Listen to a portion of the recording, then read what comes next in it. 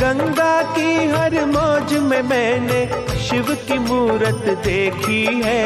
रोम रोम ये हुआ है पुलकित, ऐसी सूरत देखी है। शिव की मूरत देखी है, शिव की मूरत देखी है। गंगा की हर मौज में मैंने शिव की मूरत देखी है। रोम रोम ये हुआ है पुलकित, ऐसी सूरत देखी है। शिव की मूरत देखी है, शिव की मूरत देखी है। शिव की मूरत देखी है, शिव की मूरत देखी है।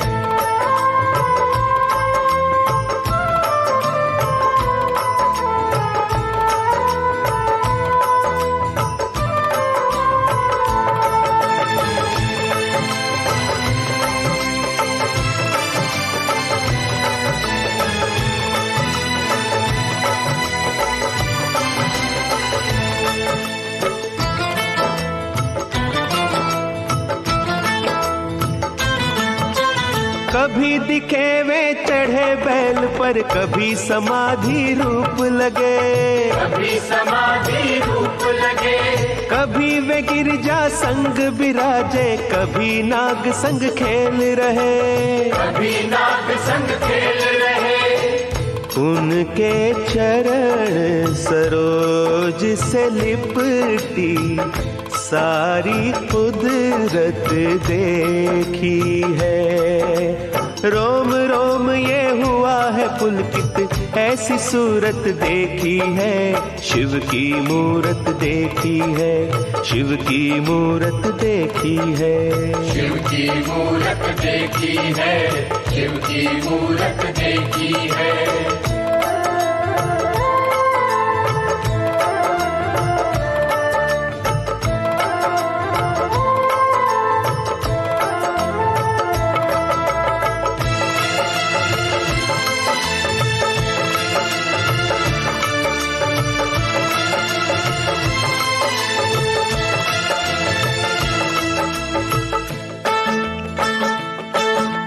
कभी वे डम डम डमरू बजाते, कभी वे तांडव करते हैं, कभी वे तांडव करते हैं।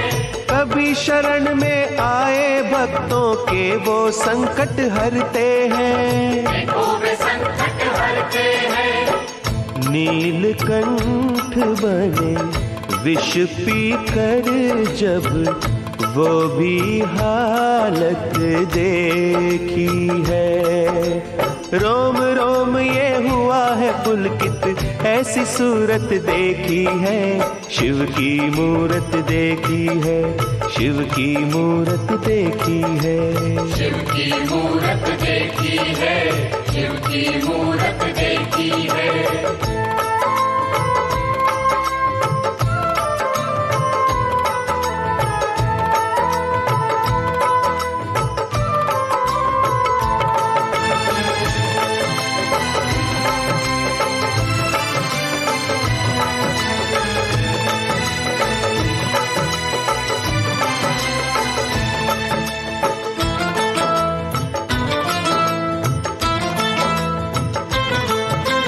ज्योतिर्लिंग के रूप में उनके हुए हैं पावन दर्शन भी।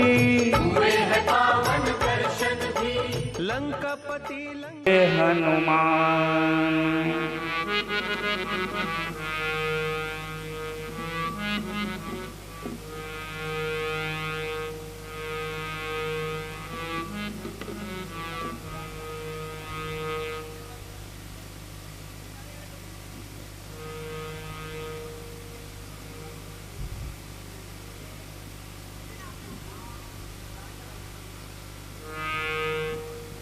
कथा प्रारंभ होती है।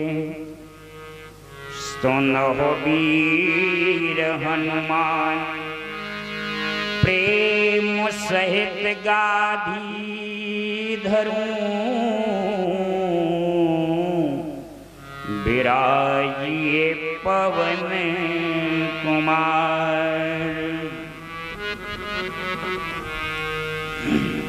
श्री कृष्ण राधा वर गोकुलेश गोपाल गोवर्धन नाथ विष्णु ये हुए पेवस्वमृत मेत देव गोविंद दामोदर माधवेति वसुदेव सुतं देवं कंस चाणूरमर्दनम देवकी परमानंदम श्री कृष्णं वंदे जगद्गुरुम। मोर मुकुट कटिकाक्षिणी कर मुरली गलमाल ये वानक मेरे मन सदा वसो बिहारी लाल। जय जय जय राधारमण जय जय नवल किशोर जय गोपी चित चोर प्रभो जय जय माखन चोर। सब द्वारन को छोड़ के माँ आयो तेरे द्वार श्री वृषभानु की लाडली निक मेरी ओर निहार। बोलिए भागवत महापुराण की यज्ञ भगवान की गौरी शंकर भगवान की सियावर रामचंद्र की वृंदावन बिहारी लाल की संत समाज की बजरंगबली की परीक्षित महाराज की भक्त और भगवान की जय जय सीताराम जय जय राधे श्याम। अखिल कोटि ब्रह्मांड नायक पूर्ण पराशरी का दिल दुखाना किसी का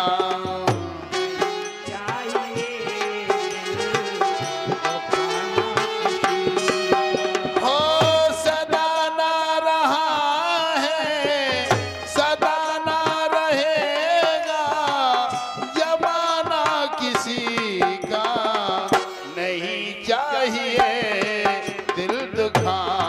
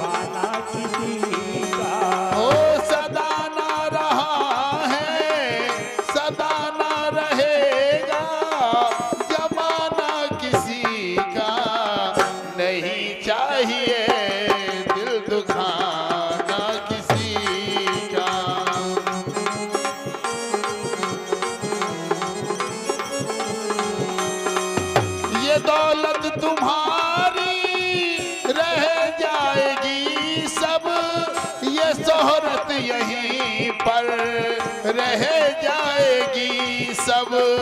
दौलत तुम्हारी रह जाएगी सब, दौलत तुम्हारी रह जाएगी सब।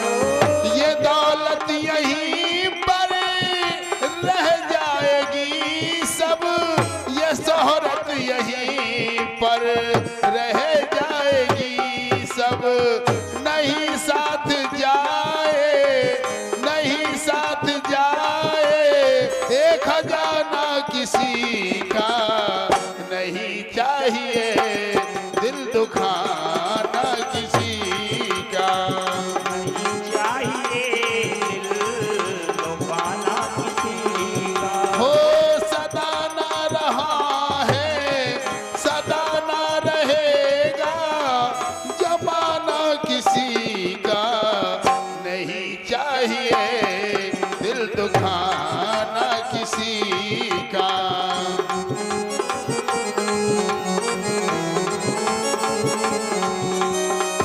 एक दूसरे की ना पगड़ी उछालो, अपनी कमी को आप ही निकालो।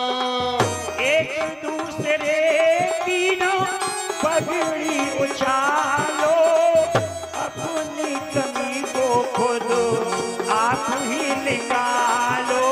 और एक दूसरे की भैया न पगड़ी उछालो, अपनी कमी को आप ही निकालो।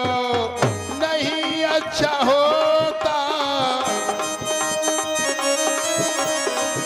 नहीं अच्छा होता है फसाना किसी का नहीं चाहिए, दिल दुखाना किसी का।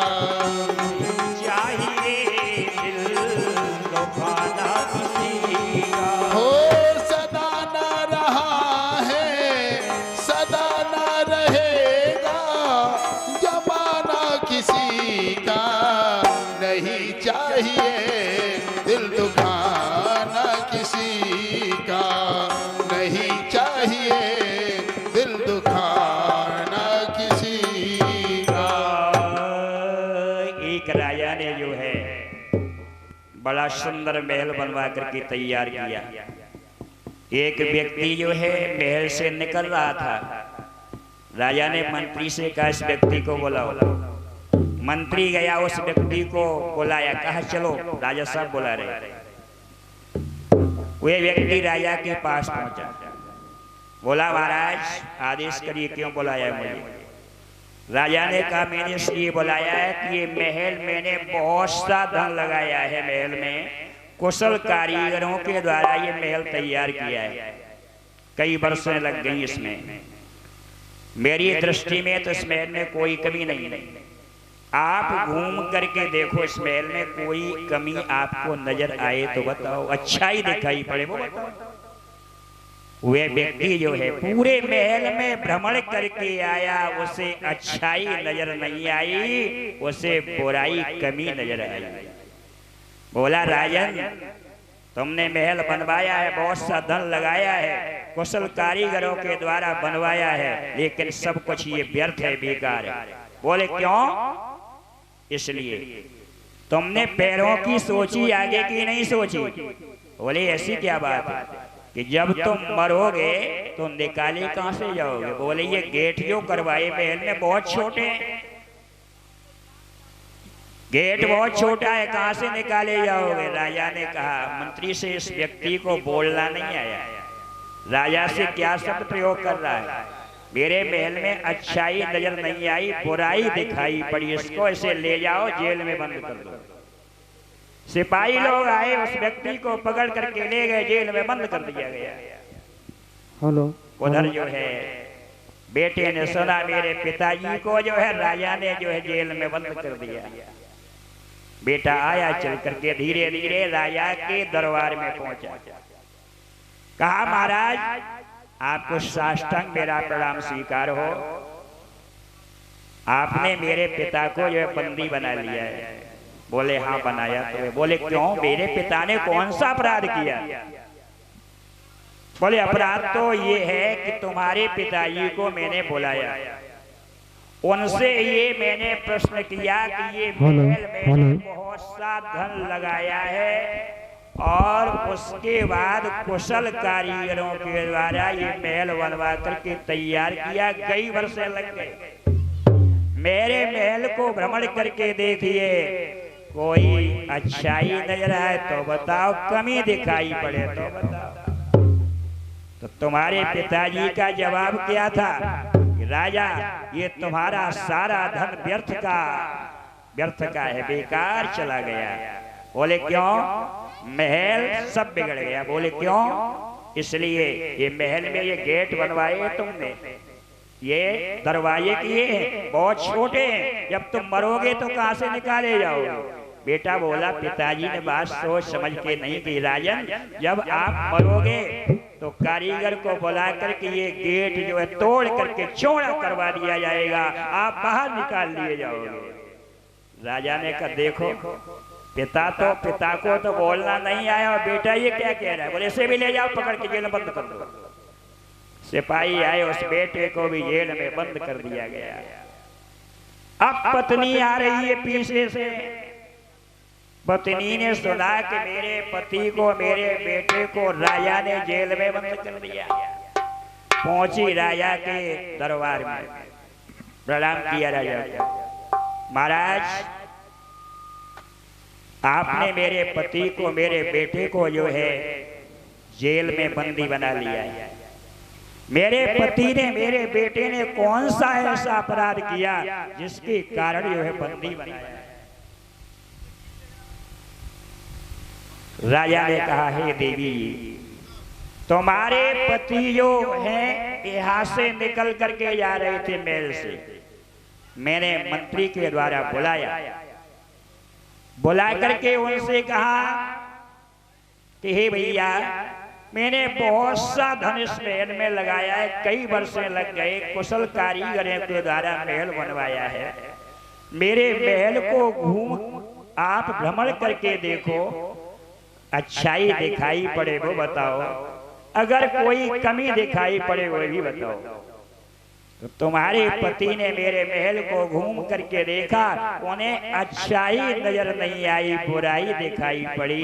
तो बोले क्या? बोले मेरे पतिदेव ने ये जवाब दिया, राजन आपका ये धन बेकार चला गया, सब कुछ बेकार है।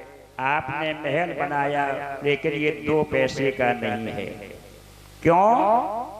राजन आपने जो है पैरों की सोच ली, आगे की नहीं सोची।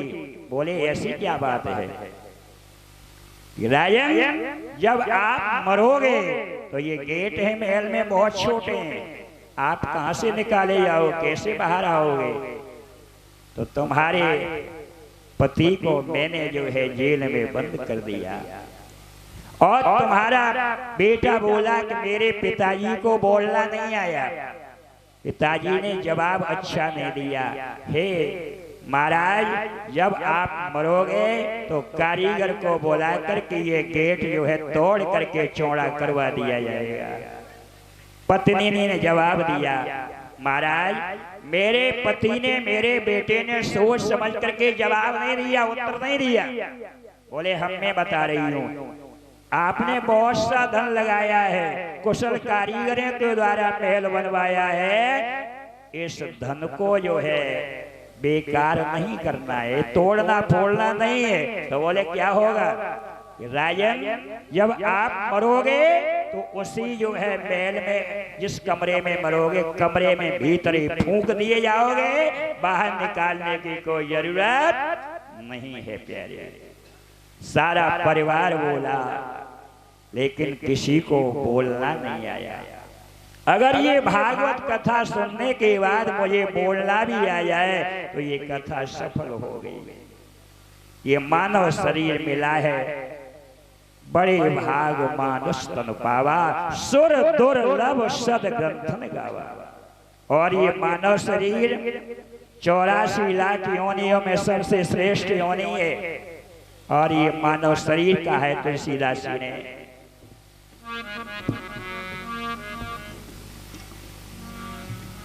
साधन धामो मोक्ष कर द्वार, साधन धाम में मोक्ष करि द्वारा,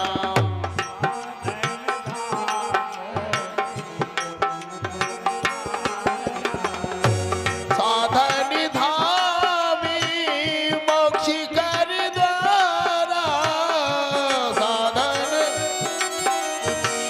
मोक्ष करि द्वारा, पाहिन ते परि लोकी सभारा, पाहिन ते परि लोकी सभारा। ये मानव शरीर साधन और मोक्ष का धाम है, दरवाजा है। ऐसे सुंदर मानव शरीर को पाकर के प्यारे वह परलोक नहीं बना पाया तो व्यर्थ है। सबसे पहले जैसी इस स्थान की गरिमा है, मन बुद्धि को एकाग्र करने के लिए, वाणी को पवित्र करने के लिए प्रभु नाम संकीर्तन, उसके बाद जो है सीधे सीधे भागवत कथा में प्रवेश। जो भक्त यहाँ बैठे हुए हैं सभी लोग प्रेम से बोले,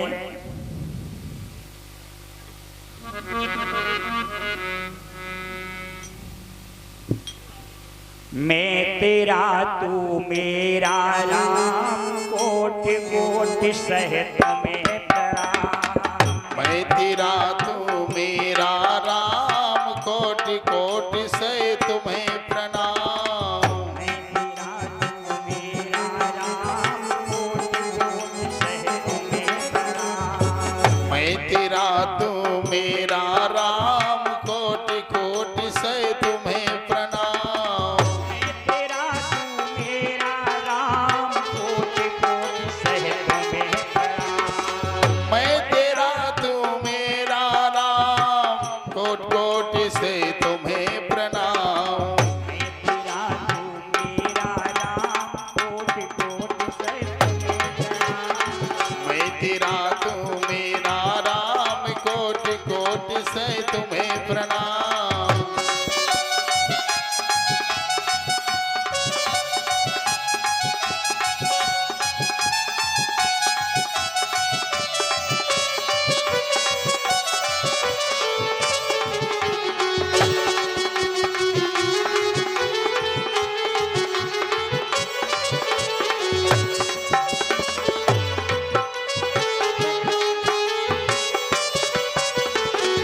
असरम शरण दया के धाम, मुझे भरोसा तेरा राम। असरन शरण दया के धाम, मुझे भरोसा तेरा राम।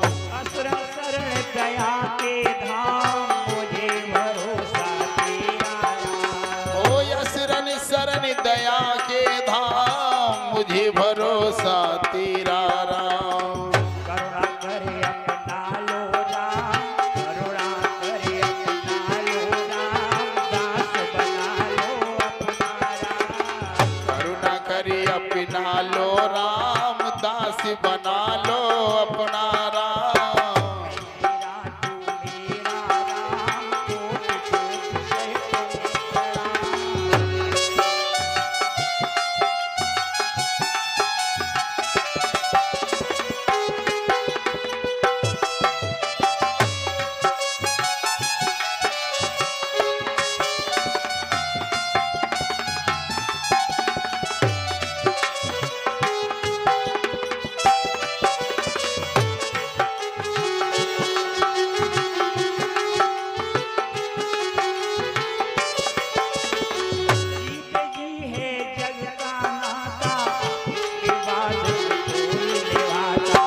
जीते जी है जग का नाता, इसके बाद न कोई निभाता।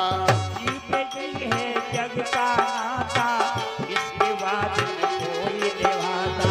वो जीते जी है जग का नाता, इसके बाद न कोई निभाता। समय पे आता काम,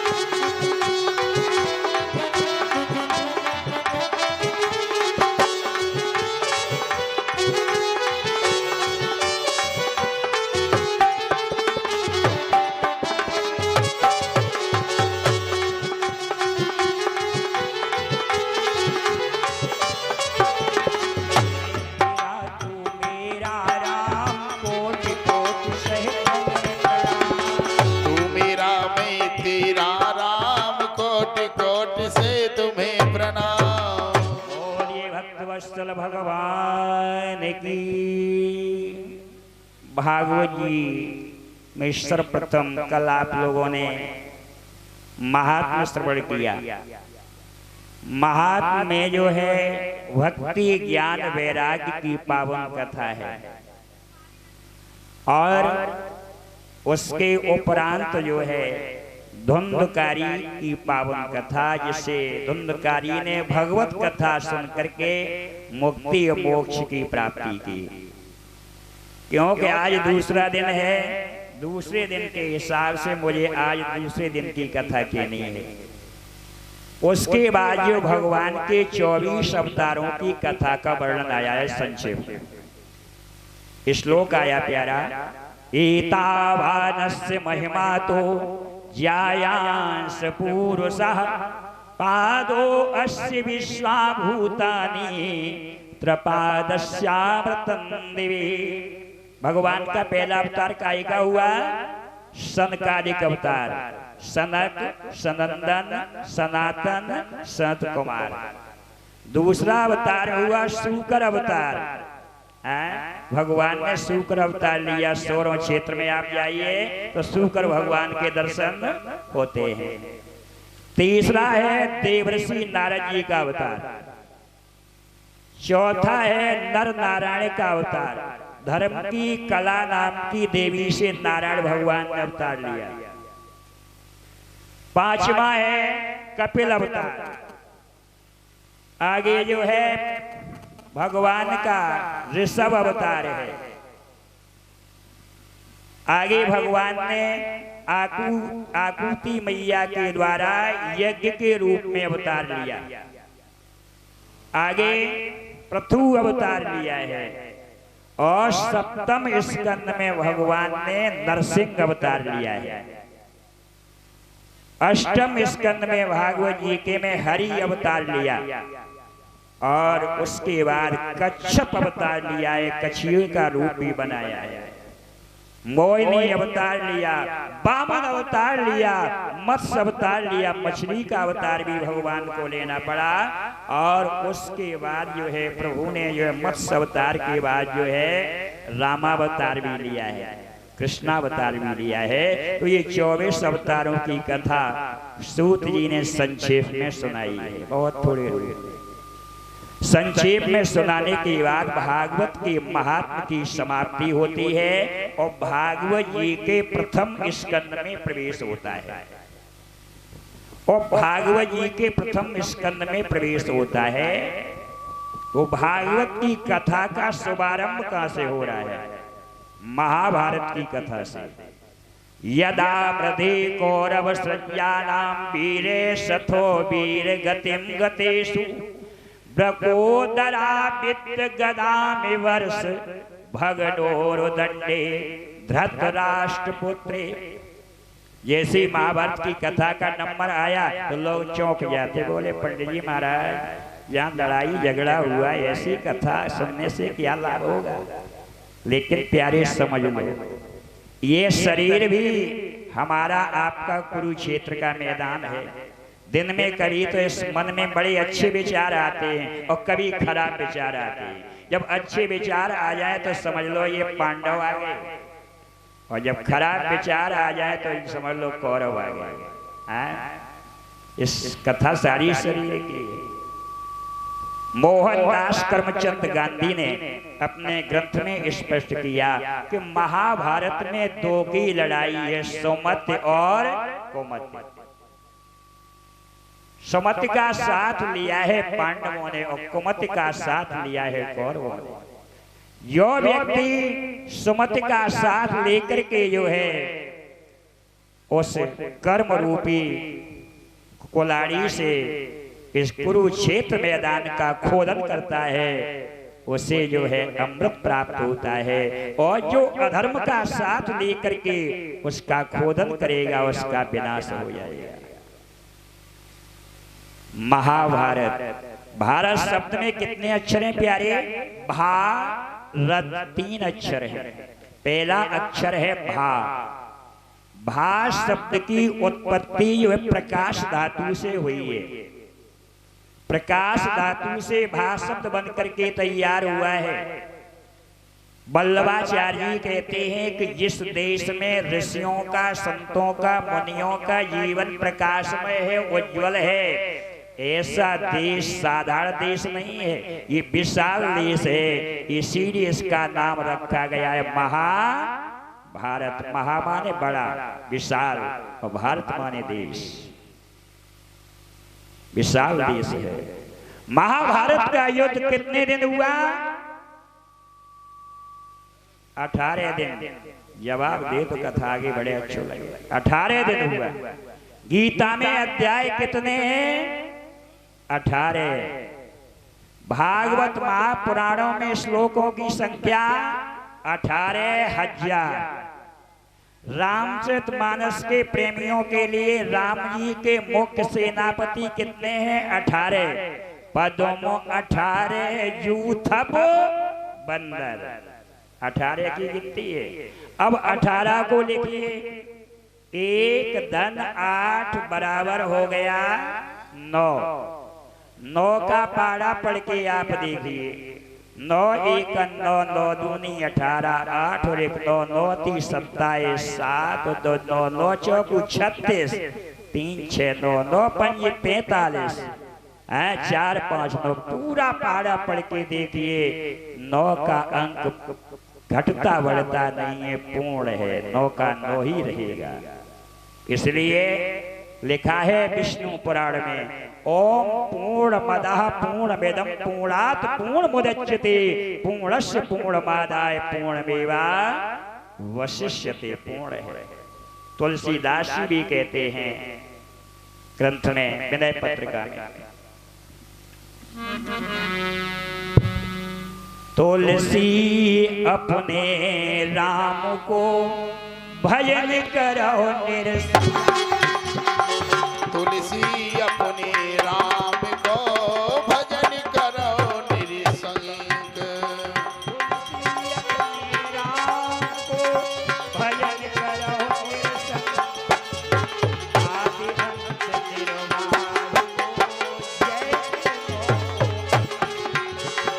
आदि अंत निर्वाण आदि अंत निर्वाही वो जैसे नौको। स्पष्ट हो गया, आदि अंत निर्वाहो जैसे नौको।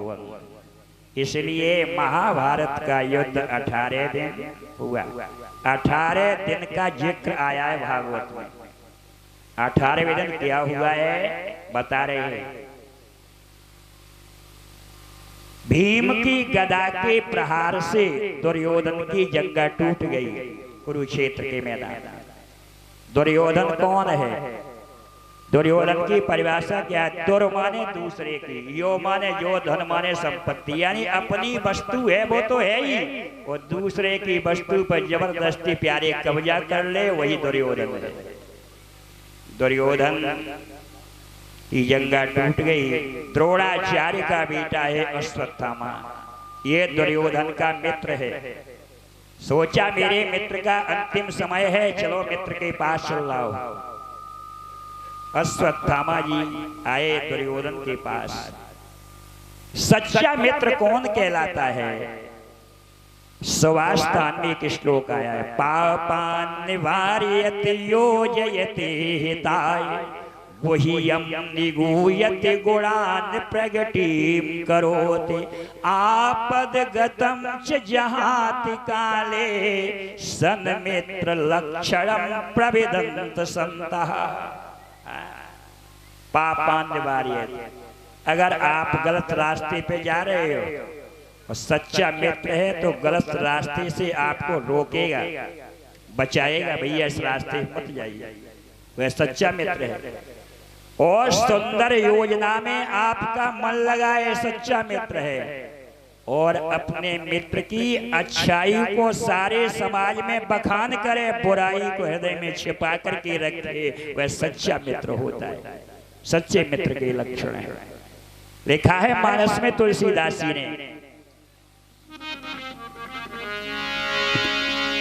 जेल मित्र दुख मोहे ये न मित्र दुखी होय दुखाई।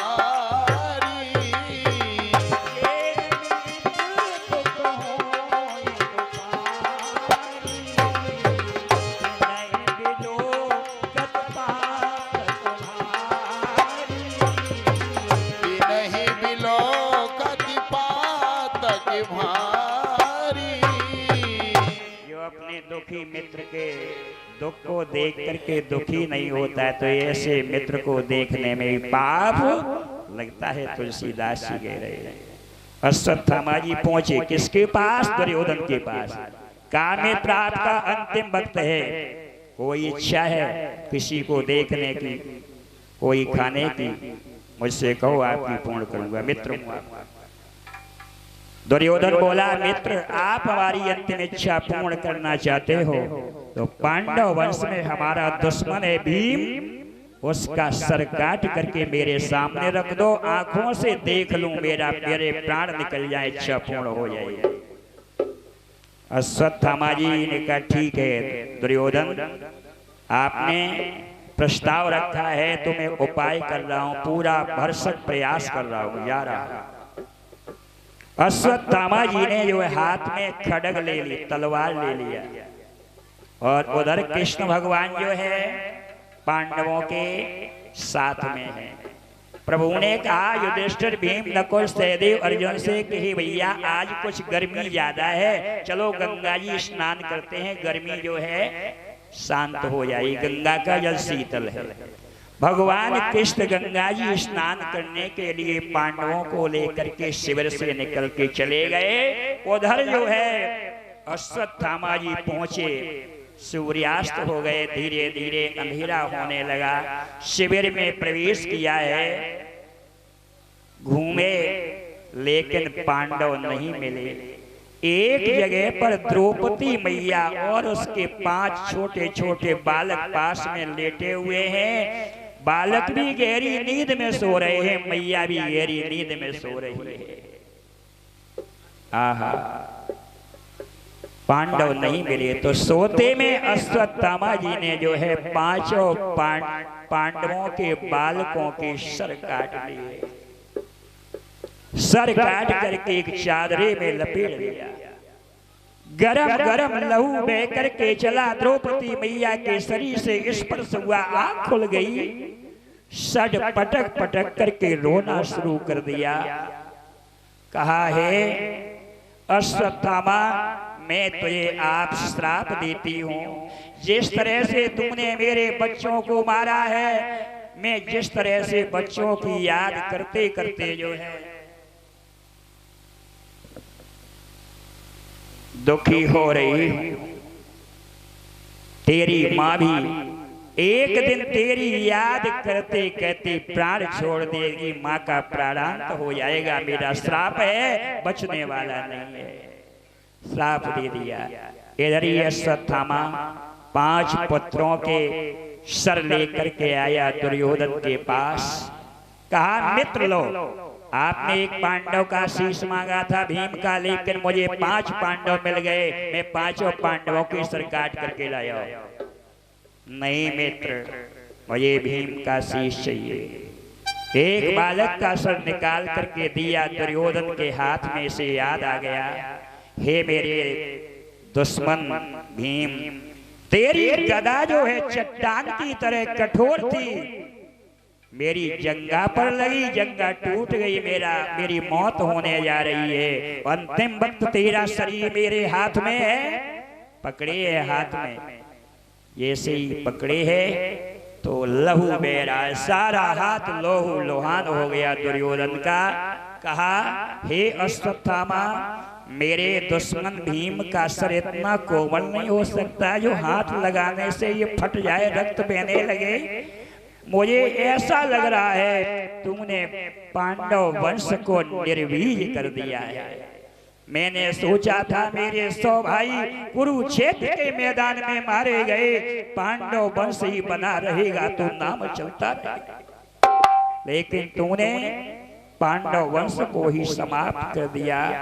दुर्योधन इतना रोया, रोते रोते दुर्योधन ने भी प्राण छोड़ दिए। और उधर द्रौपदी की क्या दशा है, जिस मैया की गोदी में एक बेटा हो और वह बेटा गोदी सूनी कर जाए, तो उस मैया से जाकर को पूछो कि पुत्र का दुख क्या होता है। और जिस मैया के आगे 5 पुत्रों के धड़ पड़े हों, सर गायब हों, तो मैया शांत रह सकती है? नहीं शांत रह सकती है। सर पटक पटक करके रो रही थी। इतना सर पटका ये लहू लोहान सर से बहने लगा। क्योंकि संसार में दुख सभी हैं, लेकिन पुत्र शोक से बड़ा कोई दुख नहीं है। दुनिया में शोक हजार नहीं, पर पुत्र शोक सम शोक नहीं। दुनिया में सब पर रोक लगी, हर चीज पर नियंत्रण है, कंट्रोल है।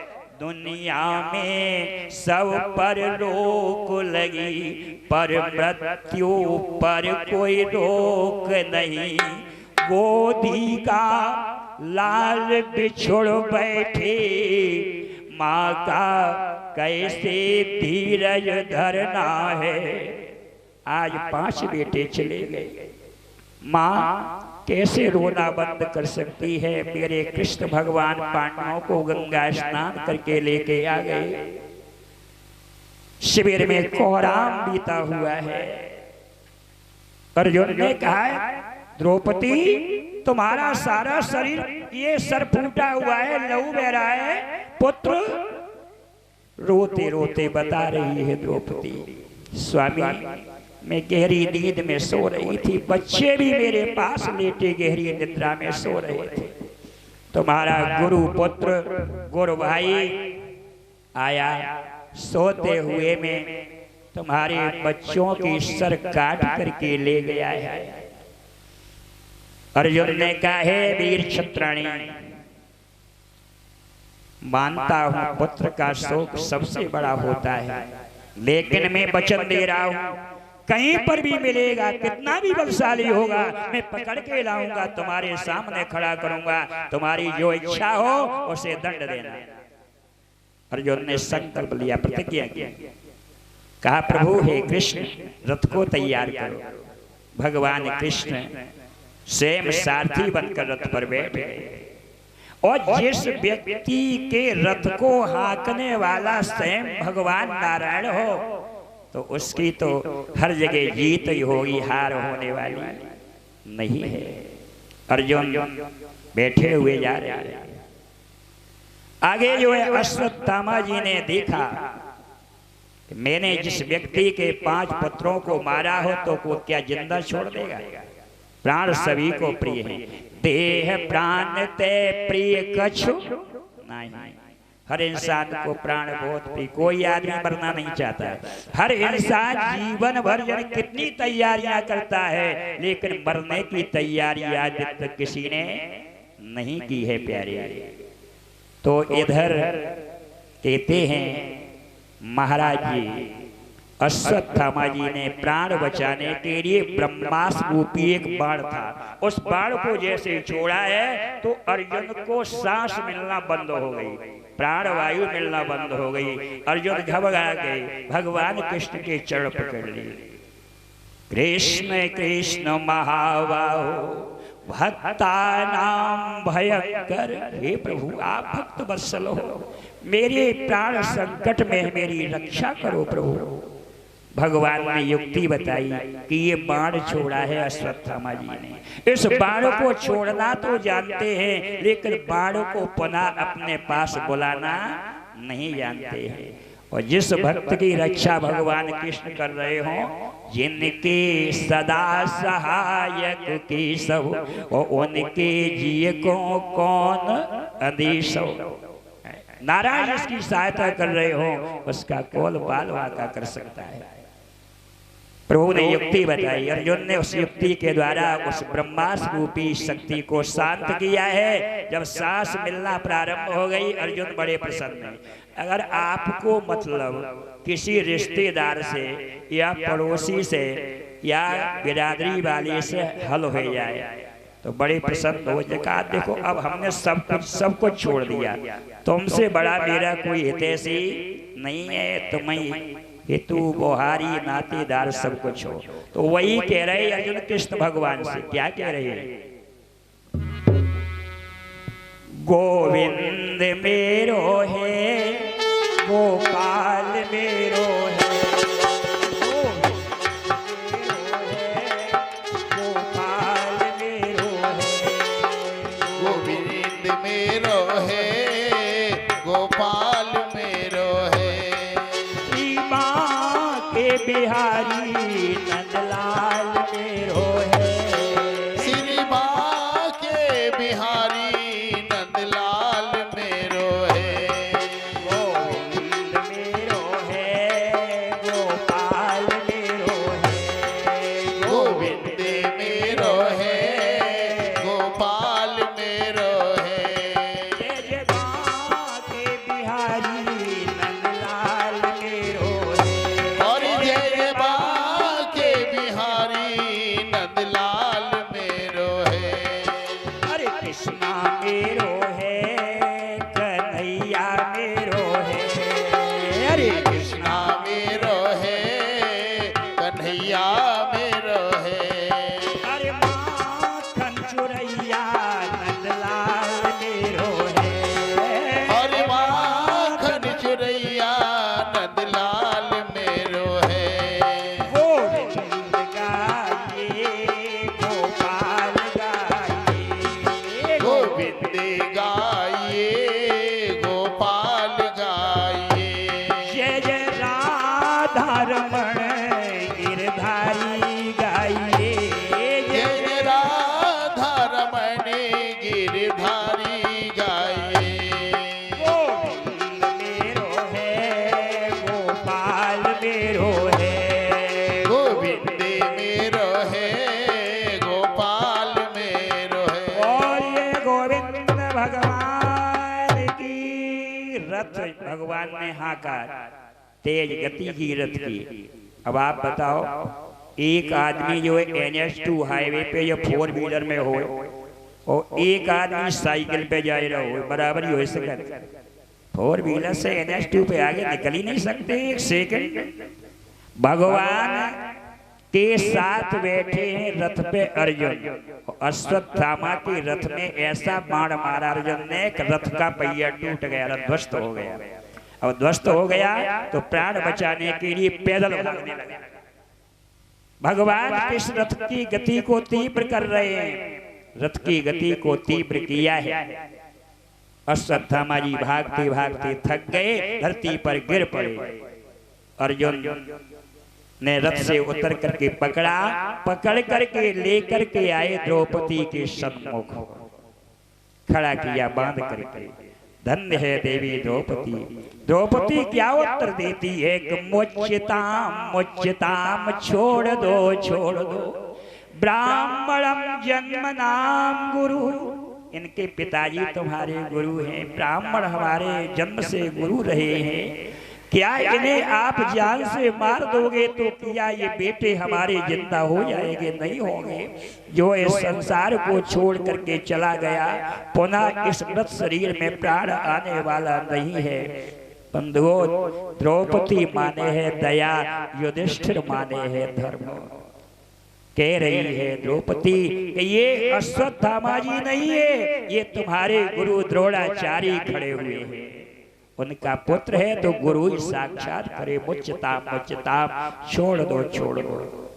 भगवान ने कहा है अर्जुन, आतताई है, आतताई को दंड देना कोई पाप नहीं होता है, चाहे वो गुरु पुत्र हो चाहे मित्र हो, दंड अनिवार्य है। आतताई को से कहते, आतताई समझ लो। आतताई वे है कि कोई व्यक्ति सो रहा है, बासे आपकी दुश्मनी चल रही, आमने सामने पेश नहीं जा रही है आपकी।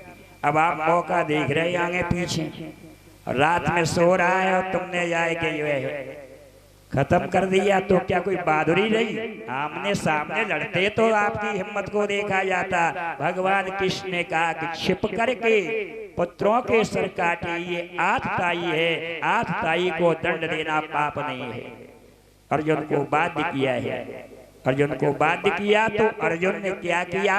बाण की नोक से अश्वत्थामा के मस्तक में एक मणि थी, उस मणि को निकाल लिया, और जब मणि को निकाल लिया तो निस्तेज हो गए। अश्वत्थामा जी जीवित हैं आज दिन तक। अश्वत्थामा जी 8 लोग जीवित हैं। अश्वत्थामा बलिर्व्यासो हनुमाश विभीषण। अश्वत्थामा, बलि, व्यास, हनुमान जी, विभीषण, कृपाचार्य परशुराम और अष्टम मार्कंडेय ऋषि। 8वें मार्कंडेय ऋषि है। जो व्यक्ति नित्य प्रति उठ करके 8 इन ऋषियों के संतों का नाम लेता है, उस व्यक्ति की दीर्घायु होती है, कभी भी अकाल मृत्यु नहीं हो सकती है। भागवत में लिखा हुआ है। क्योंकि अभी 1 महीने पहले इस मोबाइल पर, इंटरनेट पर हमने देखा कि नीमसार में गोमती नदी के किनारे पर जो है वहां पर बीहड़ होगा, तो एक विशाल शंकर जी का मंदिर बना हुआ है।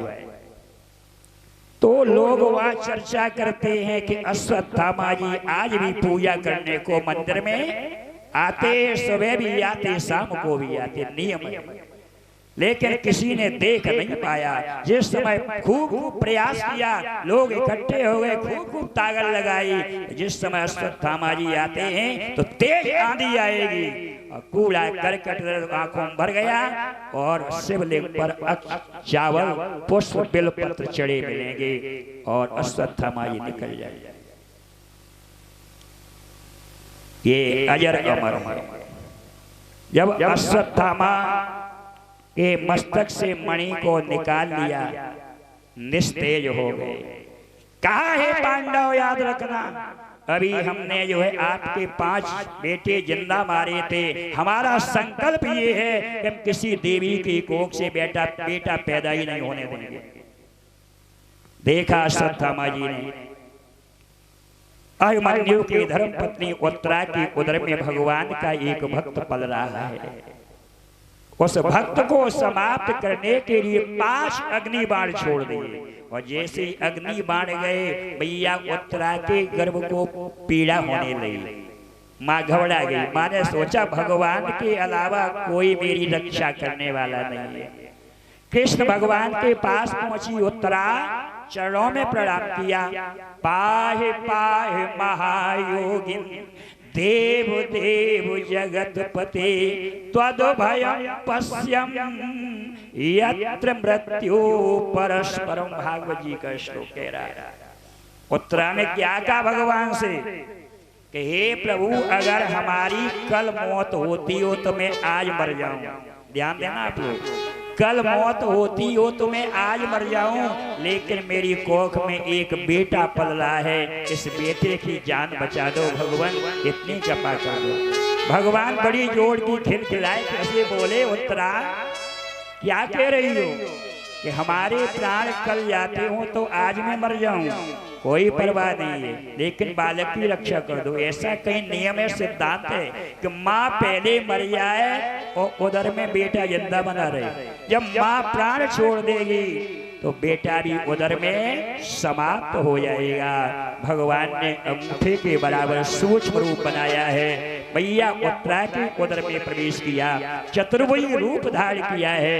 नमो शंख चक्र गदा पद्मधारी, नमो शंख चक्र गदा पद्मधारी। 4 हो जाए। शंख चक्र गदा पद्म लिए हुए प्रभु चक्र सुदर्शन से उस भक्त की रक्षा की, और जब भक्त की रक्षा की है तो उस भक्त ने उधर में ही कॉल करार कर दिया कि हे प्रभु, जब आपने यहाँ हमारी रक्षा की है और 9 मास तक रक्षा करने की जिम्मेदारी आपकी है, तो मैं भी आपको वचन देता हूँ, जब मेरा धरती पर जन्म हो जाएगा तो हर समय हर श्वास पर मैं आपका भजन करूंगा, नाम लूंगा।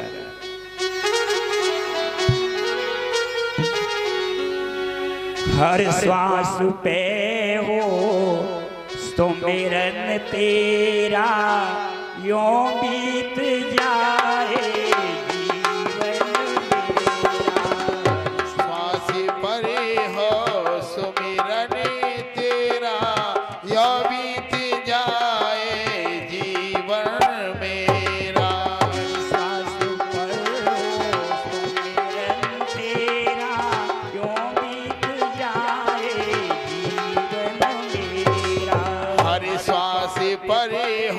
सुमिरन तेरा, यो बीत जाए जीवन मेरा। तेरी पूजा करते करते बीते साल सवेरा, हर साल पर सुमिरन तेरा, यो बीत जाए जीवन मेरा। हर श्वास पर हो सुमिरन तेरा, यो बीत जाए जीवन मेरा।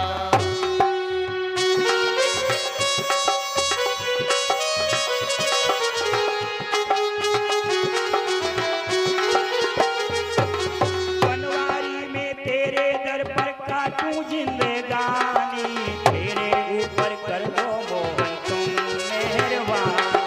बनवारी में तेरे दर पे काटू जिंदगानी, मेरे ऊपर कर दो मोहन जरा मेहरबानी। डाले रहूं तेरे चरणों में डेरा, डाले रहूं तेरे चरणों में डेरा, जो बीत जाए जीवन मेरा। डाले रहूं तेरे चरणों में डेरा, यो बीत जाए जीवन मेरा। हर श्वास पर हो सुमिरन तेरा, जो बीत जाए जीवन मेरा। हर श्वास पर हो सुमिरन तेरा, यो बीत जाए जीवन आज मेरा। उस भक्त ने भगवान से वादा किया, और भगवान जब बाहर निकल करके आए, चतुर्भुज रूप छिपाया। चतुर्भुज रूप छिपाने के बाद प्रभु ने कहा, देखो हमारे परिवार वाले द्वारिकावासी बार बार याद कर रहे, बहुत बार बुलवा गया, तो संदेशा भी आ रहा है, तो अब मैं द्वारिका जा रहा हूँ। भगवान कृष्ण रथ पर बैठ गए, द्वारका चलने को तैयार हो गए। उधर कुंती मैया दौड़ करके आगे आ गई, कहा, हे प्रभु आप मुझे छोड़ करके जा रहे हो, मैं आपके दर्शन के बिना एक क्षण जीवित नहीं रह सकती हूँ।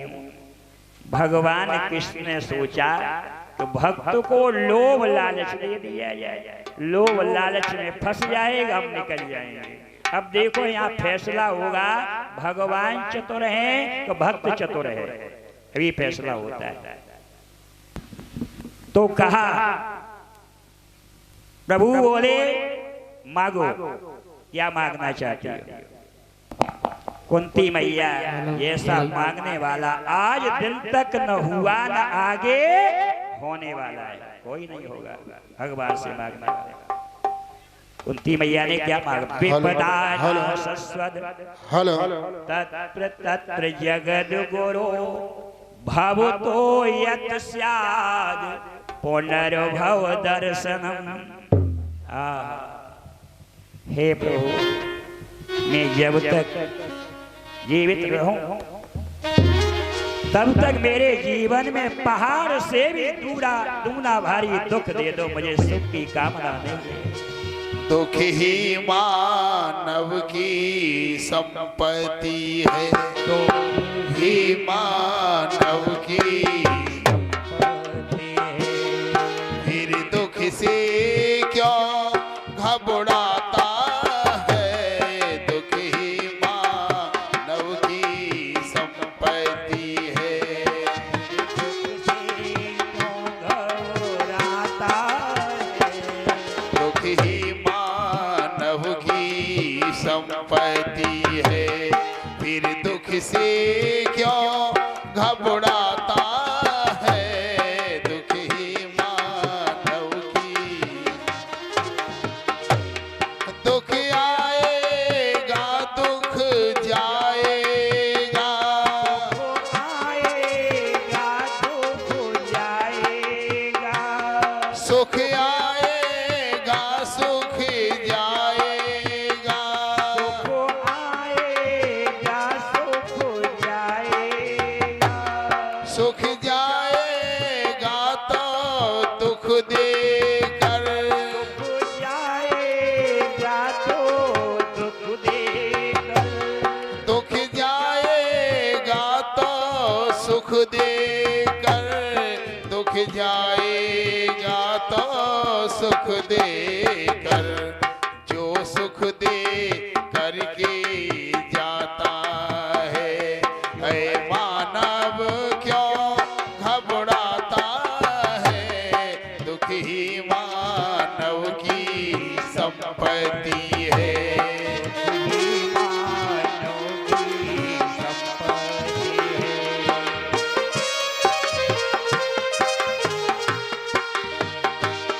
दुख की ज्वाला में जल करके, दुख की ज्वाला में जल करके, कुंदन सा तेजी चमकता है।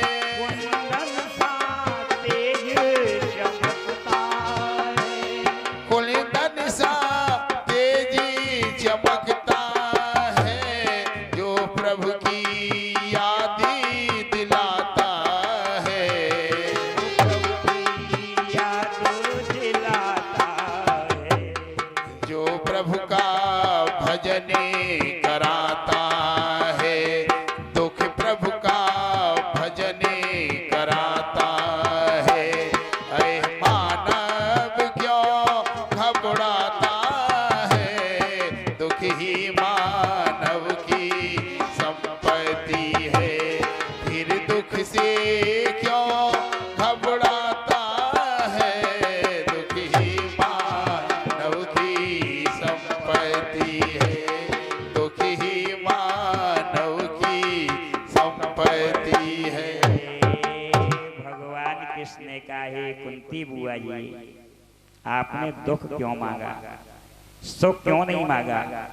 संसार का हर प्राणी मेरी पूजा अर्चना वंदना करता है तो कहता है सुख दे दो, आरती करता तो भी कहता सुख संपत्ति घर आवे, कष्ट मिटे तन का।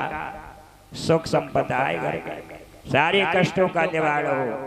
लेकिन आपने दुख, कुंती ने कितना सुंदर उत्तर दिया कि हे प्रभु, सुख आप दुख में ही भक्त को दर्शन देते हो, दुख में ही व्यक्ति आपका भजन करता है, दुख में आपका कीर्तन करता है और दुख में ही आप भक्त को मिलते हो।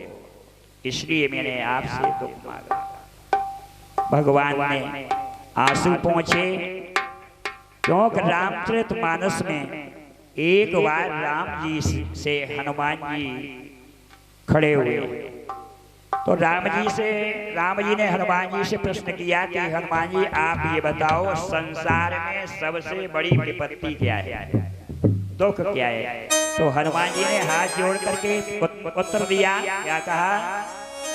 कहे हनुमंत विपति प्रभु सोई, कहे हनुमंत विपति प्रभु सोई, जब तब सुमिरन भजन न होई, जब तब सुमिरन न होई, कहे हनुमंत विपति प्रभु सोई।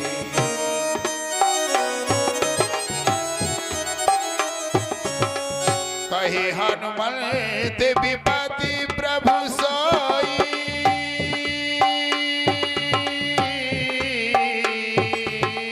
कहे हनुमंत विपत, कहे हनुमंत विपत, कहे हनुमंत, जब तब सुमिरन भजन न होई, कहे हनुमंत, जब तब सुमिरन भजन न होई, जब तब सुमिरन भजन न होई, कहे हनुमंत विपति प्रभु सोई, कहे हनुमंत विपति प्रभु सोई। जिस समय जब तब सुमिरन भजन न होई, जिस समय में आपका शरीर से भजन न हो, मुख से संकीर्तन न हो, तो इससे बड़ा दुनिया में कोई दुख है नहीं, सबसे बड़ा दुख। आगे कुंती मैया जो है, भगवान ने कहा कुछ मांग लो, बुआ जी मांग लो, लेकिन कुंती ने मांगा नहीं। भागवत में 4 भक्त ऐसे हुए हैं जिन्होंने कभी भगवान से कुछ मांगा नहीं। Number 1 Draupadi, number 2 Subhadra ji, number 3 Kunti और नंबर 4 उत्तरा।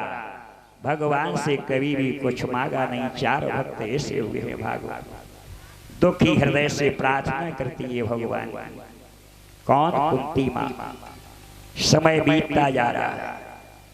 कथाकार लिखते हैं यत् पुरुषम यदधू कतिदा विकल्पयन् मुखम किमस्यासीत किम बाहु किमूरु पादा उच्चेते। समय बीतता गया है। भगवान ने खूब बरसक प्रयास किया, शांत दूत बन करके गए, समझाया कौरवों को भैया युद्ध करना बंद कर दो, नहीं माने। खूब प्रयास किया, नहीं माने। अंत में भगवान जो है चलने को द्वारका तैयार हो गए। प्रभु ने कहा एक काम करिए धर्मराज युधिष्ठिर, हमारी इच्छा ये है, ये हस्तिनापुर है, ये दिल्ली बसा हुआ है, इसे हस्तिनापुर कहते हैं। ये गद्दी काली पड़ी हुई है, ये गद्दी काली है, तो आप इस राज गद्दी को स्वीकार कर लो। धर्मराज युधिष्ठिर को राजगद्दी दी भगवान ने, राज्याभिषेक किया। राज्याभिषेक करने के बाद मेरे ठाकुर जी महाराज जो है स्वयं जो है द्वारिका के लिए प्रस्थान कर गए। और उधर जो है समय बीतता जा रहा है। समय आने पर मैया उत्तरा के उदर से एक बेटे का जन्म हुआ, और जैसे ही बेटे ने जन्म लिया तो रोना शुरू कर दिया। भाई बच्चा पैदा होते ही रोना भी जरूरी है। अगर रोया नहीं तो डॉक्टर भी हैरान हो जाए, कह देंगे ये जीवित रहने वाला नहीं है। भाई उल्टो करे अस्पताल में सीधो ठोके पीटे, भाई रोआए के रहे। बच्चा जन्म लेते ही रोता है और भगवान को ही बुलाता है, कहाँ हो प्रभु, कहाँ हो, कहाँ हो, कहाँ हो, कहाँ हो, कहाँ हो। लेकिन हॉस्पिटल में दाई जी का कहने भूखो है, लेकिन लाल गुड़ लगाए दे तरुआ से वे चुप हो जाए। लाल गुड़ लगा दिया, थोड़ा स्वाद मिला, चुप हो गया। लेकिन याद रखे मेरे प्यारे, अब वे बालक ने जन्म लिया। जन्म लेते ही भगवान को सिर घुमा घुमा करके पहचान कर रहा है कि जो प्रभु मैया के गर्भ में मेरी रक्षा कर रहे थे, भगवान कहाँ चले गए, प्रभु कहाँ चले गए, प्रभु कहाँ। इसलिए ज्योतिषाचार्यों ने उस बालक का नाम रख दिया परीक्षित। मेरी इस कथा में कोई एक व्यक्ति परीक्षित नहीं है, परीक्षित सभी लोग हैं। परीक्षित की परिभाषा समझ लीजिए आप लोग, जो घर द्वार छोड़ दे और भगवान की खोज करने के लिए निकल पड़े प्यारे, वही परीक्षित है, उसे परीक्षित कहते हैं। परीक्षित जी जन्म हुआ, धीरे धीरे पालन पोषण होता है, बड़े हो गए। एक दिन युधिष्ठिर ने देखा ये हस्तिनापुर नगर निवासियों का प्रेम मेरे इस नाती पर वो होता है, बहुत अनुराग करती है जनता, प्रेम करती है, तो मेरा ये बुढ़ापा आ रहा है, इस नाती को जो है हस्तिनापुर की गद्दी पर बैठाल करके राज तिलक कर दिया जाए। युधिष्ठिर ने परीक्षित को दिल्ली की गद्दी पर बैठाया और राज तिलक किया। जो आज दिल्ली बसा है उस समय ये हस्तिनापुर के नाम से मशहूर था। राज तिलक किया, राजा बनाया। स्वयं युधिष्ठिर, भीम, नकुल, सहदेव, अर्जुन और द्रौपदी समेत पांडव जो है साधना करने के लिए निकल गए। कहाँ पहुंचे? हिमालय पर। हिम धन आलय बराबर हिमालय। हिम कहते बर्फ के लिए, आलय माने घर। जहाँ पर बर्फ का घर है वहां पर जाकर के पांडव पहुंच गए। बर्फ के ऊपर बैठ कर के पांडवों ने जो है साधना करते करते अपने शरीर को पूरा किया, स्वर्गारोहण हो गया। स्वर्गारोहण हो गया। एक दिन परीक्षित ने सोचा, मैं राजा मुझे अपने नगर में निकल करके देखना है कोई प्रजा दुखी तो नहीं है। अगर दुखी रहेगी प्रजा तो मानस कहती है, जासुराज प्रिय प्रजा दुखारी, जासुराज प्रिय प्रजा दुखारी, जासुराज प्रिय प्रजा दुखारी,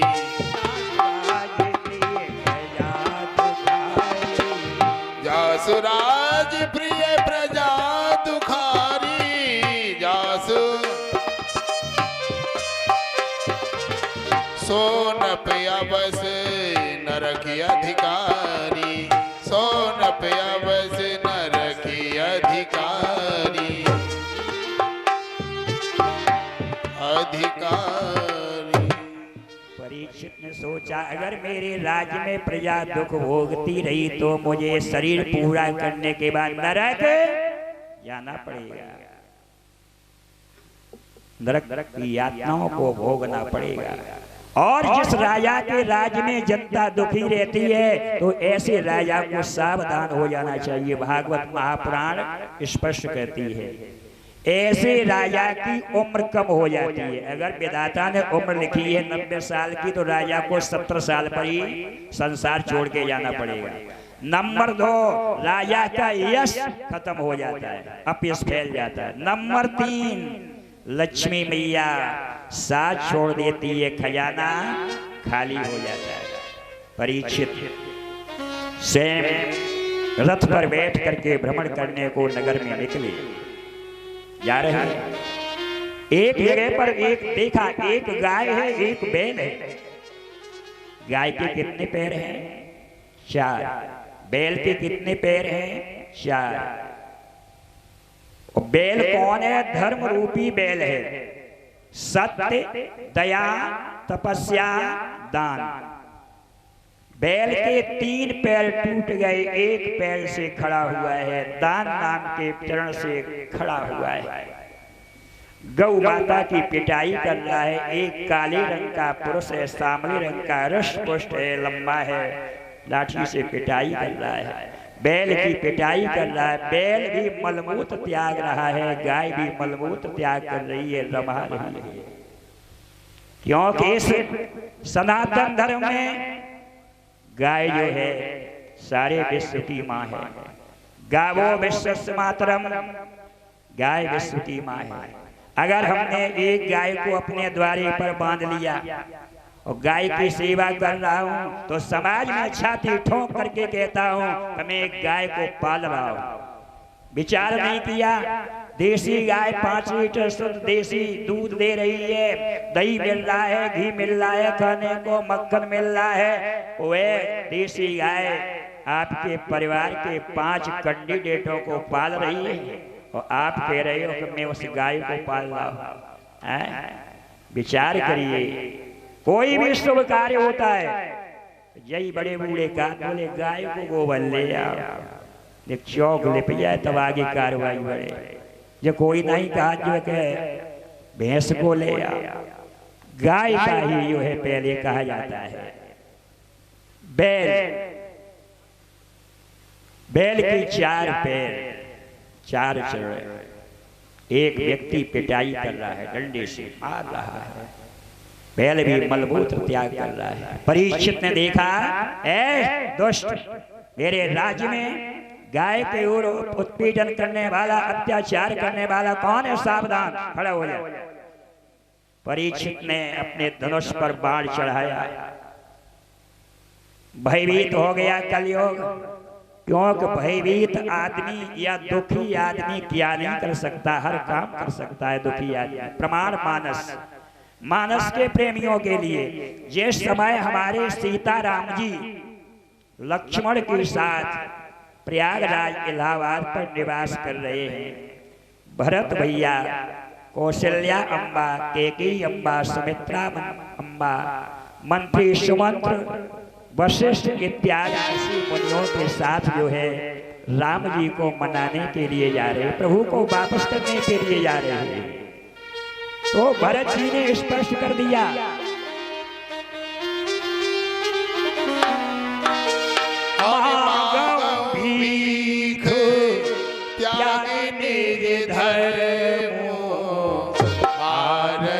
कहान करहि को कर मांगहु भीख त्यागी निज धर्मो आरती कहान करहि को करेमु आरत कान करहि पुकर। ये हो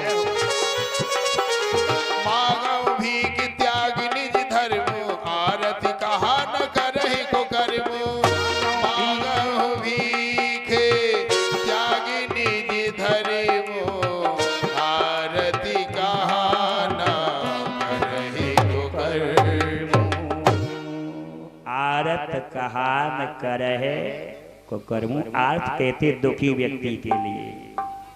दुखी आदमी अपने प्राण बचाने के लिए क्या नहीं कर सकता है, बुरे से बुरा कार्य भी करने को तैयार हो जाएगा। परीक्षित को देखा, बाण चढ़ाए हुए धनुष पर कलयुग भयभीत हो गया, चरण पकड़ लिए। कहा महाराज हम आपकी शरण में हूं, मेरी रक्षा करो। भगवान का नाम लेने से मेरे युग में जो कल्याण होता है, मेरा नाम कलयुग है। बोले तुम्हारा नाम कलयुग है? बोले हाँ। तो कलहु केशव कीर्तनाथ, 24 घंटे में एक बार नाम ले लो, बस बेड़ा पार हो गया। बोले इतना सुंदर युग है? बोले हाँ। वो दूसरी बात, कलयुग केवल हरि गुण गावत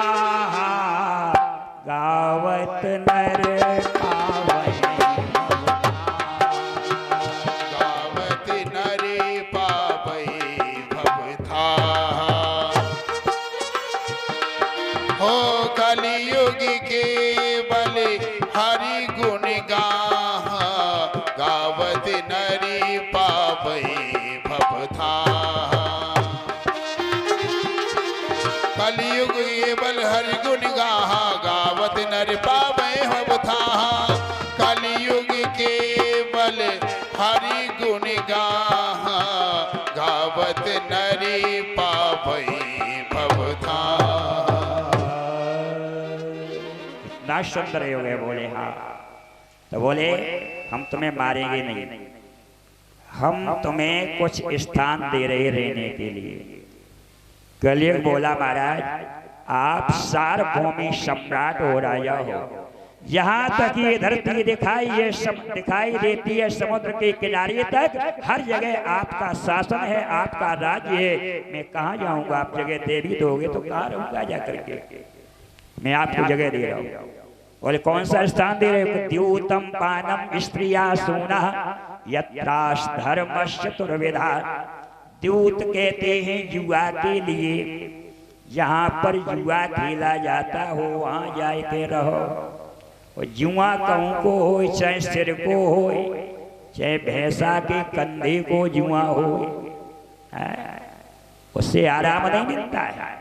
अब पहले जमाने में जो हल चलते थे भैंसा के बैल के, फिर तुम देखो कदा कैसे पुर से झूल जाते, लटक जाते, इसका नाम ही जुआ। आपके इधर की बात नहीं कह रहा हूँ, इटावा जनपद की बात बता रहा हूँ अपनी तरफ की। अब इस समय भयंकर गर्मी है, एक बरगद का पेड़ होगा, घनी छाया होगी, उसके नीचे जो है फर्श बिछा होगा, 10-20 आदमी बैठे होंगे, पी लें नेला पे देला, देला पे बेगम। पहले ऐसे ही खेलने बिता के बाद पैसा लगाए दिए दाव पे, बोले 100 हमारे 500 हमारे। जुआ है, इसका नाम ही है जुआ।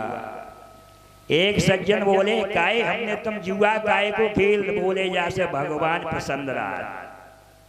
ये कथा भागवत में नहीं लिखी, आप समझो पंडित जी ये कथा भागवत से सुना रहे, नहीं ये दंत कथा है। कहो तो सुनाए दिन आगे बढ़े, टोर कथा सुनाए उन सज्जन ने। लेकिन आज कलयुग की बात भी कहनी जरूरी है। कलयुग महाराज जो चल रहे हैं, उन्होंने कहा कि ये देवता लोग जो है इसी दारू से पैदा हुए। क्यों? दूतम पानम, पान माने होता है शराब, मदिरा। यहाँ पर मदिरा का सेवन होता हो वहां जाकर के रहो, जहाँ शराब बिकती हो वहां जाकर के रहो। यहाँ एक जगह तो हमने देखा, उस पे लिखा हुआ था, निकल रहा था, आपका ध्यान किधर है, ठेका इधर है। हमने लिख ली, चलो को एक जगह देखो हमने बापे लिखी ठेका देसी शराब, और पीछे ठेका रहे बापे लिखी मूड फ्रेश क्रेत। तो हमने कहा मूड सही हो गया। बोले हाँ। एक सज्जन मिले, बोले महाराज देवता जाई से पैदा भाई। हमने कैसे भाई? राम जाई से भाई। मैं वो क्या प्रकट नहीं भाई कितना? तुमने अजीब बात बताई। रामचरितमानस में अयोध्या में महाराज दशरथ के यहाँ राम जी ने अवतार लिया। क्या कह रहे हो तुम? बोले नहीं महाराज, दारू से बने देवता और रम से बने हैं राम, रम से बने हैं राम और बिस्की से ब्रह्मा बने और ठर्राते हनुमान सियावर रामचंद्र की। तो हमने कोई बात नहीं, बात अपने पास रखो, हमें मत दो, कम याद आ जाए तो कह देकर। आगे जो स्थान दिया, द्यूतम पानम स्त्रिया सुना, जहाँ पर वेश्यावृत्ति होती हो, वेश्यालय हो, वहां पर जाकर के रहो। 3 स्थान दे दिए। चौथा स्थान, जहाँ पर आपस में लड़ाई झगड़ा होता हो, हिंसा होती हो, मार काट होता हो, वहां रहो। प्यारे, कलयुग का असर दिखाई दे रहा है। चाहे वो पति पत्नी का झगड़ा हो, पति पत्नी में सुबह शाम तक ने खटक जाए, लेकिन एकता जल्दी हो जाए। पति पत्नी का झगड़ा हो, चाहे भाई बहन का झगड़ा हो, चाहे भाई भाई का झगड़ा हो, चाहे गुरु चेला को झगड़ा हो, असर दिखाई दे रहा है। 4 स्थान दे दिए किसे? कलयुग। कलयुग बोला परीक्षित से महाराज हमारो परिवार बहुत बड़ो है, आपने रहने को मकान दिया, मकान 4 कमरे वाला है, परिवार रह नहीं पाएगा। तो बोले अब, बोले और कोई कमरा दे दो, बोले आप ही मांग लीजिए। बोले हम मांगे वही मिलेगा। बोले बिल्कुल। स्वर्णम देहि, स्वर्ण सोने में भी स्थान दे दो। परीक्षित ने कहा एवमस्तु, जाओ, सोने में भी स्थान दे दिया। परीक्षित से कलयुग 5 स्थान पाकर के 5 जगह निवास करने लगा। परीक्षित जो है लौट करके आए, रथ को खड़ा किया, महलों में प्रवेश किया, देखा एक सुंदर बड़ा मुकुट रखा हुआ है सोने का, उठाया, अपने सिर पर लगाया, और लगाने के बाद कलयुग ताक बांधे बैठ गया मुकुट में। परीक्षित की विचारधारा बदल गई, मन बदल गया। मैं राजा हूं, राजा का काम होता है शिकार करना, शिकार करूंगा चल चल। परीक्षित ने हाथ में ले ली खड़ग तलवार, घोड़े पर सवार होकर के कुरु जांगाल प्रदेश में शिकार खेलने के लिए चल दिए। ना घोड़ा केश परितप्य मस्त भय मस्त किंचन न कलयुगे है। मुझे कोई भय नहीं, 5 स्थान मिल गए। 5 स्थानों पर कलयुग बैठा हुआ है, मुकुट पर ही बैठ गया। गर्मी का जेठ का महीना यही समय है। और परीक्षित पहुंचे जाकर के कहा, समीक नाम के महात्मा के आश्रम पर घोड़ा बांध दिया, आश्रम पर चढ़े। समीक नाम के महात्मा आंख बंद किए हुए प्रभु का ध्यान कर रहे, ध्यान मुद्रा में है। उन्हें पता नहीं मेरे आश्रम पर कौन आया कौन नहीं आया, कुछ पता नहीं क्या हो रहा है क्या नहीं हो रहा है। परीक्षित ने सोचा क्योंकि होनी बड़ी प्रबल होती है, होनी बड़ी प्रबल होती है। तुलसी राशि कह रहे कि तुलसी जसु भवितव्यता तेसी मिले सहाय, आपन आवे ताय पहे ताय तहां ले आए। परीक्षित को होनी खींच करके ले गई। परीक्षित ने सोचा मेन के आश्रम पर आया, संत जी के बिना दिन तिथि तारीख निश्चित किए हुए आया। मुझे देख करके महात्मा जी ने एक गिलास पानी की नहीं पूछी, आंख बंद कर लिए। क्या मैं निर्वंशिया हूं, मेरी कोई औलाद नहीं है? मुख देखना पाप, इसलिए आंख बंद की है। आ गया गुस्सा, क्रोध आया परीक्षित को।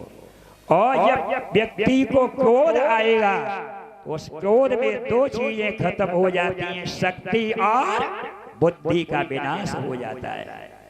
शक्ति बुद्धि नष्ट हो गई। सोने का मुकुट लगाए हुए हैं, आज आश्रम पर घूमे। एक तक्षक जो है काल का स्वरूप है, तक्षक मरा हुआ पड़ा है, बाण की नोक से उठा करके लाए, समीक नाम के महात्मा के गले में माला की तरह पहना दिया। कहा, हे महात्मा, तुझे अपनी करने का फल मिल गया, मैं जा रहा हूं अपने देश के लिए। चलिए चल करके आए अपने हस्तिनापुर में, घोड़े को बांधा घुड़साल में और सोने का मुकुट सिर से उतार करके रखा। याद आ गया कि मैं ये ऐसा पाप राजा होकर के कर रहा था।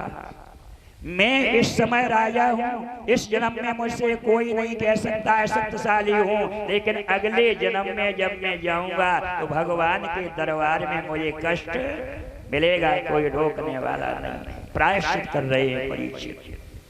क्यों? उस सोने के मुकुट को लगाने के कारण। अब आप लोग ये सोच रहे हो कि सोना पहनना बंद करो, नहीं, सोना खूब पहनो। जो किसानी से पैसा पैदा किया जाता है या परिश्रम से धन कमाया जाता है, उस पैसे से जो सोने की आभूषण बनवाए जाएंगे, उनको पहनने से उस शरण में कलयुग का वास नहीं है। और जो पैसा जबरदस्ती छीन के, झपेट के, चोरी से हड़प के पैदा किया जाएगा, ऐसे से सोने के आभूषण बनवाए जाएंगे, तो पहनने वाले की बुद्धि कभी अच्छी नहीं रहेगी, न घर के मालिक की बुद्धि कभी अच्छी नहीं रहेगी। अगर जगत जननी जगदम्बा मातेश्वरी जानकी मैया, मानस के प्रेमियों के लिए पंचवटी पर कपट रूपी मारीच मामा सोने का हिरण बंद करके आया। जानकी मैया ने देखा, प्रभु बड़ा सुंदर हिरण है, इसका बड़ करो, इसकी बड़ी सुंदर मृगशाला बनेगी। राम जी ने कहा, हे सीता, एक कपट रूपी चोरी का हिरण है, तुम्हें छलने आया है। मुझे छोड़ करके तुम्हारा मन, तुम्हारी दृष्टि इस कपट रूपी सोने के हिरण में चली गई, तो याद रखना सीता, आगे जब समय आएगा, समय आने पर मैं आपको सोने की लंका में ही भेज दूंगा। अगर मेरी जानकी मैया की दृष्टि, मन उस कपट रूपी सोने के हिरण में नहीं जाता, तो मेरी मैया जानकी को उस सोने की लंका में नहीं जाना पड़ता। परीक्षित प्रायश्चित कर रहे हैं। समीक का एक बेटा है, श्रृंगी गंगा के पावन तट पर खेल रहा है। बालकों ने सूचना दी, या तुम्हारे पिता के गले में हस्तिनापुर के राजा परीक्षित मरा हुआ सर्प डाल गए। सुना है श्रृंगी ने सैन्य अपमान हुआ, इतना क्रोध आया, गंगा जल हाथ में लिया और कहा कि हे सार्वभौमिक सम्राट राजा परीक्षित, तुमने ये मर्यादा को तोड़ा है, ये मर्यादा नहीं थी। मेरे संत विद्वान पिता का आप अपमान करते, निरादर करते। तुमने मेरे पिता के गले में मरा हुआ सर्प डाला है, मर्यादा तोड़ी है। श्राप देता हूँ, यही तक्षक सर्प 7वें दिन जीवित होकर के तुम्हें खाएगा, इसके काटने से मृत्यु को प्राप्त हो जाओ। श्राप दे दिया। इत लंघे तुम्हारी आदम तक्ष का सप्तमे अग्नि खाए। श्राप दे दिया। श्राप देकर के पिता के पास आए, रोना शुरू कर दिया। पिता के गले में सर्प पड़ा हुआ है, आज माला की तरह खींच करके फेंक रहे थे, रो रहे थे। रोने की आवाज जो है समीक नाम के महात्मा के कान में पड़ी।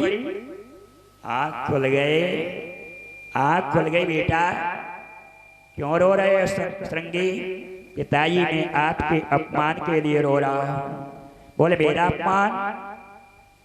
परीक्षित राजा ने किया। मैं गंगा के किनारे खेल रहा था, वह आया और तुम्हारे गले में मरा हुआ तक्षक सर्प डाल गया। बेटा तो उससे आपने कुछ कहा तो नहीं? पिताजी श्राप दे दिया। संत हो तो ऐसा हो, बहुत बुरा किया बेटा तुमने। मैं मर जाता तो ये शरीर ये राजा के हित में लग जाता, परोपकार में लग जाता संत का शरीर। अब ऐसा राजा कहाँ मिलेगा? सिर्फ झूठा नहीं होगा। उस को सूचित कर दो, अपनी मुक्ति के लिए कोई रास्ता ढूंढ ले। एक कुरमुख नाम का शिष्य है, उसे भेजा गया। उसने परीक्षित को सूचना दी कि तुम्हें 7वें दिन ये तक्षक सर्प खाएगा, इसके काटने से मृत्यु को प्राप्त हो जाओगे।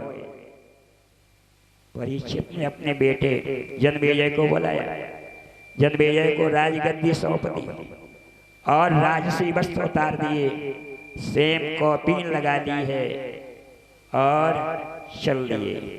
लोगों ने कहा जब व्यक्ति के मरने का समय आता है तो लोग कहते हैं इसके मुख में गंगा जल डाल लो मुक्ति हो जाएगी। लोग कहते हैं महोदय कि इसके मुख में तुलसी दल डाल लो मुक्ति हो जाएगी। तुलसी के पेड़ के नीचे लिटा दो प्राण निकल जाएंगे, सदगति हो जाएगी। तो हम सेम उस गंगा की गोद में क्यों न बैठ जाऊं कि मेरी सदगति हो जाए। परीक्षित चल दिए। बहुत दिन बीते अब जीते जीते,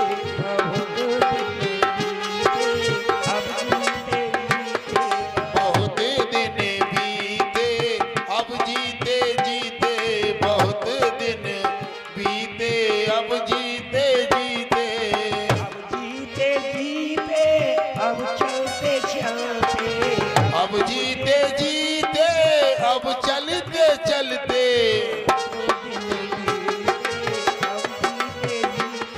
बहुत दिन बीते अब जीते जीते।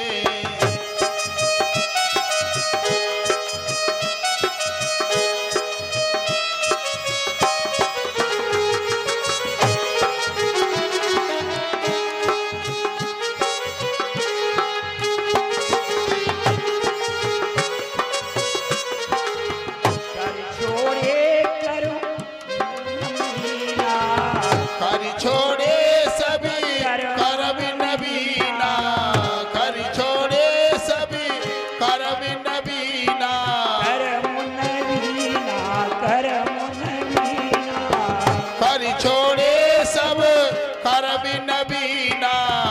कोई बचाना कारुबली से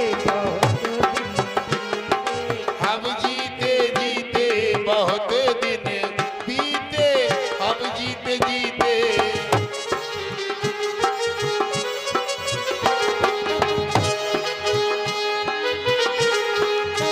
माधो दास भजन करे हरे का, माधो दास भजन करी हरि का, माधो दास भजन करे प्रभु का, माधो दास भजन करी हरि का, भजन करी हरि का। तन के कष्ट मिटे सब तेरे, बहुत जीते जीते बहुत दिन बीते, हम जीते जीते। दिन बीते अब जीते जीते।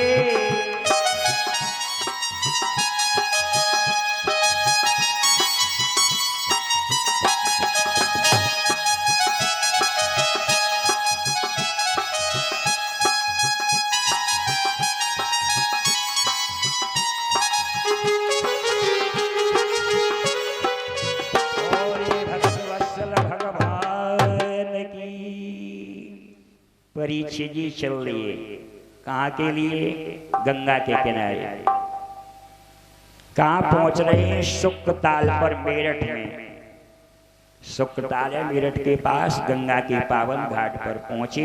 आमरण अनशन को लिए हुए बैठे हैं कि मुझे तो मरना ही पड़ेगा।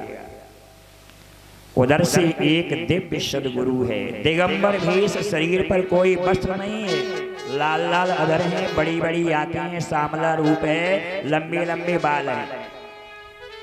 सुखदेव जी महाराज का आगमन हो रहा है। देखा परीक्षित ने, ये तो अवधूत वृत्ति में ये गुरु जी पधार रहे हैं। दौड़ करके चरणों में प्रणाम किया, लेकर के आए गंगा के किनारे। वहां पर कोई आसन नहीं है बिछाने को, कोई तखत नहीं है, कोई कंबल नहीं है, तो आसन काहे का बिछाएंगे? बालू की मृतिका को, बालू का इकट्ठा ढेर किया है, उसी पर थोड़े कुश लेके आए, उसका आसन बनाया है, पवित्र आसन होता है। अगर नाथ देखोगे अब गुण हमारे, तो हम कैसे भव से लगेंगे किनारे। अगर नाथ देखोगे अब गुण हमारे, तो हम कैसे भव से लगेंगे किनारे। अगर नाथ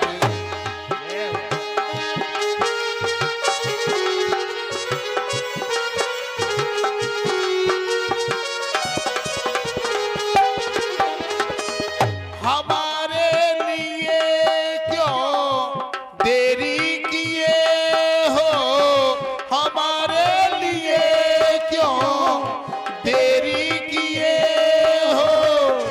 गढ़ का अजामिल तो पल में उबारे। अगर नाथ देखोगे अब गुण हमारे, तो हम कैसे भव से लगेंगे किनारे। अगर नाथ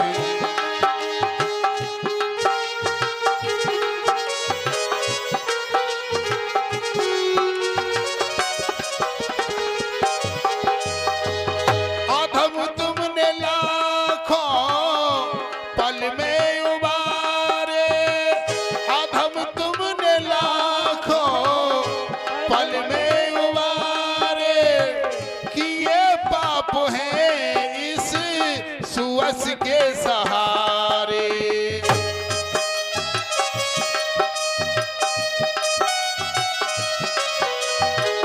अधम तुमने लाखों पल में उबारे। किए पाप हैं इस सुअस के सहारे। अगर नाथ देखोगे अब गुण हमारे, तो हम कैसे भव से लगेंगे किनारे। अगर नाथ देखोगे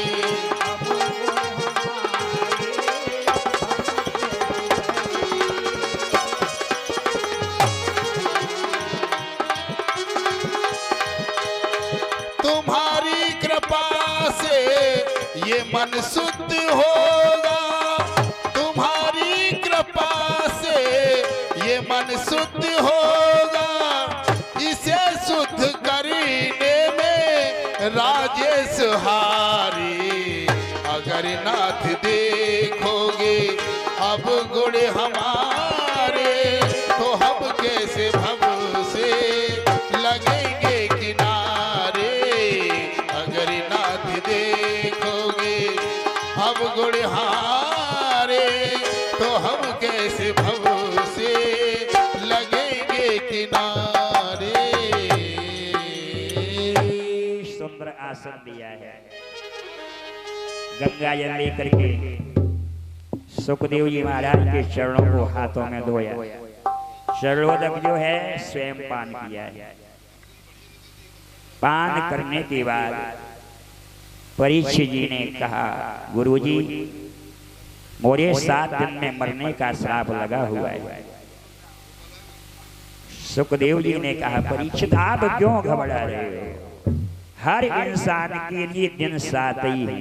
यहाँ पर भी दिन 7 ही है, इतवार, सोमवार, मंगलवार, बुधवार, गुरुवार, शुक्रवार, शनिवार, 7 ही दिन और 7 ही ग्रह हैं, नवग्रह। नवग्रह 9 है। पहले नवग्रह 7 थे, समुद्र मंथन हुआ, उसके बाद ये 2 ग्रह और बना करके कर दिए। उसके बाद जब शादी विवाह होता है, मंडप के नीचे फेरे कितने डाले जाए? 7। 7 ही यानी पूरी सुप्रभा पुरी। और सुप्रभापुरी बड़ी सुंदर नगरी है, विशालापुरी। 7 पुरियों का उल्लेख मिला। मथुरापुरी, द्वारिकापुरी, काशीपुरी, कांचीपुरी। 7 ही गंगा है। आदि गंगा, भागीरथी गंगा, कालिंदी गंगा, वृद्ध गंगा, सरस्वती गंगा, नर्मदा गंगा।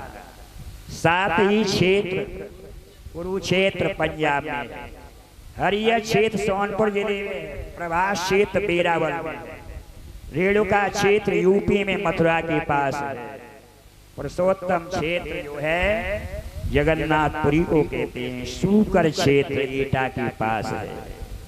7 ही क्षेत्र, इसलिए कथा के दिन भी 7 ही निश्चित किए गए। बड़ा सुंदर मिलान है। गंगा के पावन तट पर गुरु के सानिध्य में बैठे हुए हैं परीक्षित, अमृत अनशन को लिए हुए, और वहां पर बड़ी सुंदर पावन कथा चल रही है। अब आप लोग हमारे परमादरणीय पुजारी जी के द्वारा आगे सुंदर पावन कथा श्रवण करें। सभी लोग 2 बार प्रभु नाम लें।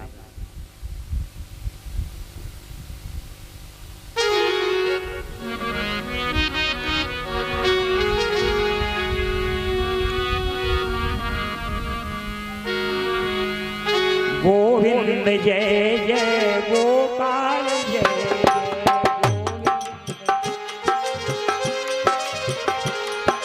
गोविंद जय जय गोपाल जय जय, बोलो राधा रमन हरि गोविंद जय जय, गोविंद जय जय गोपाल जय जय, जय जय राम